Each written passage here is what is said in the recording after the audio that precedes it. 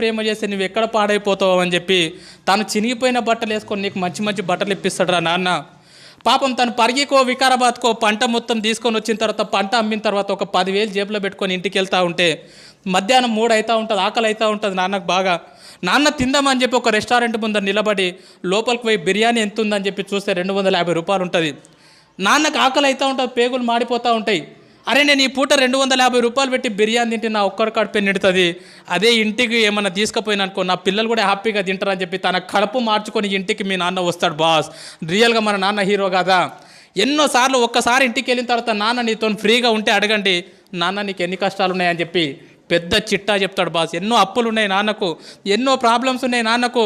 అమ్మ మీరు ఆడపిల్లలాగా పుట్టినరు, రియల్గా మీ అమ్మ నాన్నకు సెల్యూట్, మిమ్మల్ని చదివిపిస్తున్నారు. మీ రియల్గా సెల్యూట్ వాళ్ళకి. ఎందుకంటే ఆడపిల్ల పుట్టిందని చెప్పి చాలామంది బాధపడుతూ ఉన్నారు. ఆడపిల్ల పుట్టినా సరే చదివిస్తున్నారు, రేపు పొద్దున నీ పెళ్ళి